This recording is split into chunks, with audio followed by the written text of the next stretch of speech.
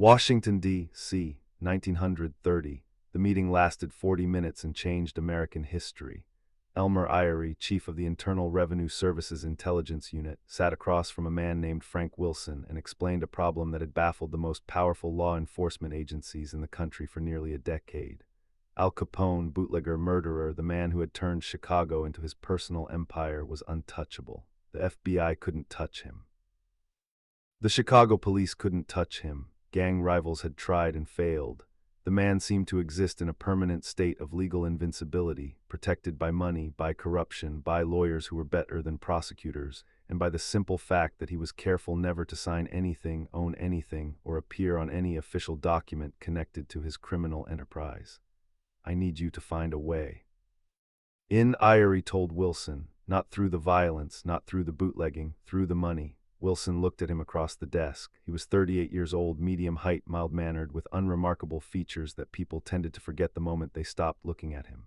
He wore inexpensive suits. He didn't carry a gun. He had never been in a fight in his life. He was an accountant. "How long do I have?" Wilson asked. "As long as it takes," Eyre said.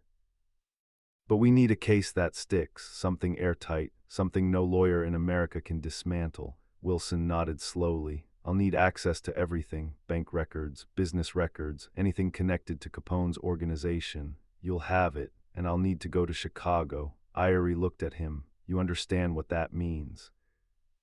"Chicago is Capone's city. His men are everywhere. If they find out what you're doing, they'll kill me," Wilson said flatly. "Yes, I understand that." He picked up his briefcase and stood. "I'll leave Monday." Frank Wilson arrived in Chicago in the spring of 1930 and checked into a modest hotel under a false name.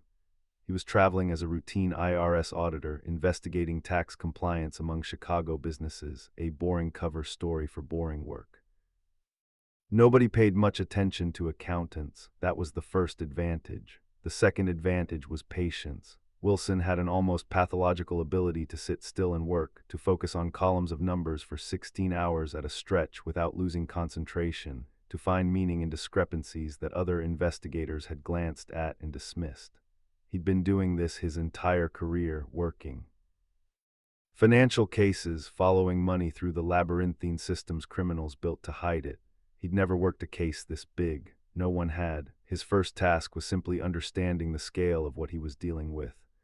The Chicago outfit's annual income was estimated at somewhere between $60 million and $100 million, an almost incomprehensible sum in 1930. Came from bootlegging, gambling, prostitution, protection rackets, and a dozen other sources. It moved through hundreds of intermediaries, dozens of businesses, countless transactions designed specifically to make the money untraceable. Capone himself was careful to perfection. He never signed checks, never held bank accounts in his own name, never appeared on any payroll. He operated entirely in cash, handled by layers of trusted associates who took the legal risks while Capone took profits. On paper, Al Capone was worth almost nothing. He owned his house in Cicero under his wife's name. His cars were registered to associates. His clothes, his food, his travel, all paid for by the outfit through channels that kept his name off every document. Wilson started with the obvious, tax returns. Capone filed them, sort of. Returns showing minimal income, legitimate businesses, a financial picture designed to communicate the impression of a modestly successful businessman. Wilson read them with the attention of someone looking for lies, not truths. And lies, he knew from long experience, left traces, inconsistencies, numbers that didn't add up, gaps where there should be connections. But even with the returns, even with the financial records they could access, the case wasn't building fast enough. Capone was too careful. His paper trail too thin, his lawyers too good. They needed something more. Wilson requested and received boxes, hundreds of boxes, then thousands, bank records, business ledgers, transaction documents, receipts, everything connected to any business even remotely linked to the Chicago outfit. It filled his office floor to ceiling. It overflowed into corridors. Other agents looked at the stacks and shook their heads. "He's going to drown in paper," one agent told Eyre. "Good," Eyre said. "That's exactly where he needs to be." Wilson worked 18-hour days. He developed a system, color-coded files, cross-referenced ledgers, a network of index cards that mapped the financial relationships between Capone's known associates. He tracked money as it moved from illegal gambling operations through front businesses as it changed hands, through seemingly innocent transactions as it eventually arrived in small, untraceable increments at the people who needed it. His eyes gave him trouble. The eye strain from months of close work on small numbers left him with headaches that lasted days, with vision that blurred at the edges by evening. He got glasses. The headaches continued. He worked anyway. In the evenings, in the small hotel room where he lived under his assumed name, Wilson had what he called his thinking time. He'd spread documents across the bed and the desk and sometimes the floor, and he'd sit in the middle of it and think not about the numbers but about the patterns, about what story the numbers were trying to tell if you could only find the right way to read them. His wife Judith was in Washington. They spoke by telephone every few days. She knew what he was working on. She knew what it meant if Capone's men discovered who he was. "Are you being careful?" She asked him every call. "I'm being careful," he told her every call. She didn't believe him, and she was right not to. In his second month in Chicago, Wilson became aware that he was being watched, not followed exactly, nothing so crude, but he noticed the same faces recurring in different locations. A man reading a newspaper on his usual corner. A car parked across from his hotel several mornings in a row. Small things, the kind of things that didn't add up to certainty but added up to unease. He reported it to Eyrie. "I think they know I'm here, or suspect. Do you want to pull back?" Wilson thought about it for exactly 3 seconds. "No, Frank, I'm close to something. I can feel it in the numbers. There's a pattern I'm almost seeing. If I leave now, we lose months of work, and whoever they send next won't have the context I've built up." He paused. "I'll be more careful." He moved hotels, changed his daily routines, started varying his routes between the office and wherever he was working that day. He was an accountant learning on the job how to think like an operative. The surveillance seemed to ease. Whether Capone's men had decided he was harmless or whether they were just better at hiding now, Wilson couldn't tell. He chose to assume the former and continued working. What he didn't know, what he wouldn't discover until later, was that Capone had been briefed on the IRS investigation and had dismissed it. "They're looking at the books," he reportedly told Frank Nitti. "Let them look. There's nothing there." It was the most expensive mistake Al Capone ever made. The breakthrough came on a Tuesday afternoon in October 1930, in a warehouse on the south side of Chicago where Wilson had been granted access to records seized from a defunct gambling operation. He'd been in Chicago for 6 months by then. 6 months of 18-hour days, of hotel rooms and borrowed office space, of documents that led nowhere and threads that frayed before they connected to anything useful. 6 months of his wife asking, "Are you being careful?" and Wilson saying yes while knowing the question was really about something else, not physical danger but the subtler danger of losing yourself inside a case, of spending so long in the dark that you forget what light looks like. The warehouse smelled of mildew and old paper and the specific kind of dust that settles on things abandoned. Boxes were stacked floor to ceiling, some of them labeled in codes Wilson had spent weeks deciphering, others apparently random. He worked methodically, which was the only way he knew how to work, one box at a time, left to right, front to back, never skipping, never assuming a box was irrelevant before he'd at least scanned its contents. Assumptions were how cases fell apart. The records were a mess. Deliberately professionally messy, the kind of disorder that looked like chaos but that Wilson recognized as intentional obfuscation.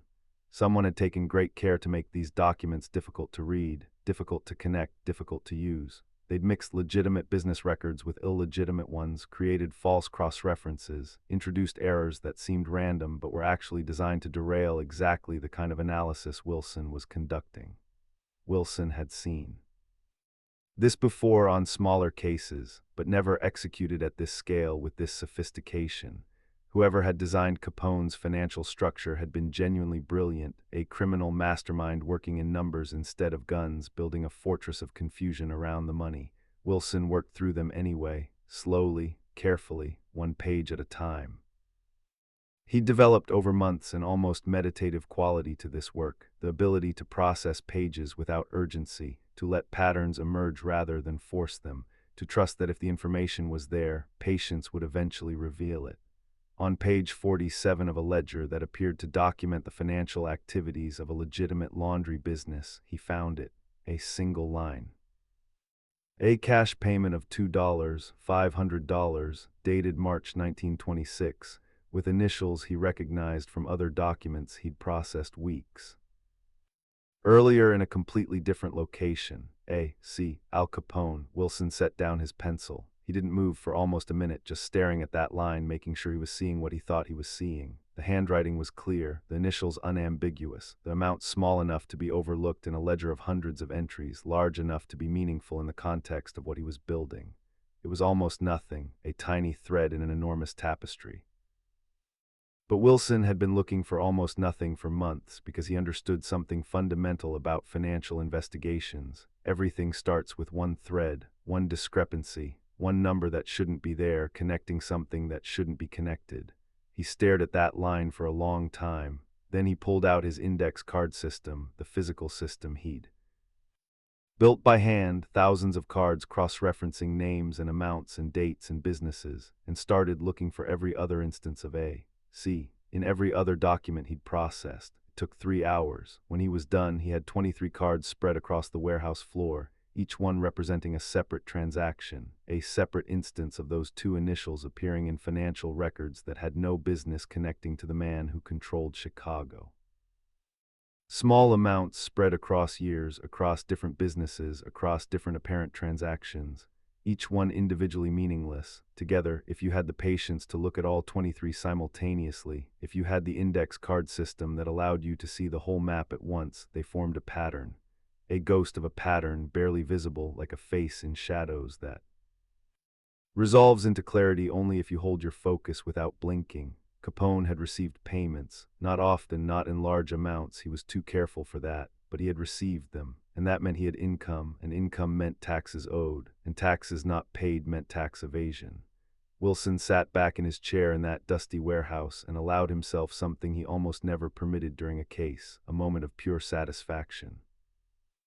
Not complete certainty, there was still years of work ahead, still the challenge of building a case airtight enough to survive the best criminal lawyers in America, still the risk that each of these 23 threads would fray before he could weave them into something unbreakable. But the thread was there, the first real thread. He put the ledger very carefully in his briefcase, gathered his 23 index cards, and walked out of the warehouse into the gray Chicago afternoon. He had 4 hours of daylight left. He went back to his hotel room and kept working. The case took another year to build. Wilson worked with a team, now other IRS agents, carefully vetted, working in parallel on different aspects of the financial picture. They found more threads, witnesses who'd handled Capone's money and could be persuaded to testify, bank officials who'd processed suspicious transactions, associates who, facing their own legal trouble, were willing to talk. There were threats. A witness who'd agreed to testify was found beaten badly enough to require hospitalization. Wilson himself received an anonymous note that described his wife by name, his address in Washington, his daily routine. He reported it and continued working. The note was more than intimidation, it was proof that they were getting close. Capone didn't threaten people who weren't dangerous to him. The indictment came down in June 1931, 22 counts of tax evasion. Years of income, carefully documented, carefully proven, not declared. The case that the federal government's best prosecutors had been unable to build through conventional means, through raids and arrests and witnesses to violence, had been built instead through ledgers and index cards in the 18-hour days of a man with a magnifying glass and bad eyes. Capone's lawyers immediately went to work. They were the best available. They challenged every piece of evidence, questioned every witness, attacked every chain of documentation. They were very good at their jobs. But Frank Wilson had been better at his. The trial lasted 2 weeks. On October 17, 1931, Al Capone was found guilty on 5 counts of tax evasion and sentenced to 11 years in federal prison. As they led him out of the courtroom, one reporter shouted, "Who brought you down, Al?" Capone said nothing. But the people in that courtroom who knew the real story, who understood the 3 years of work, the warehouses full of documents, the index cards, the damaged eyes, the threatening notes, they knew the answer. Not Elliot Ness, not the FBI. Not a rival gang's bullet or an informant's testimony or a dramatic raid on a speakeasy.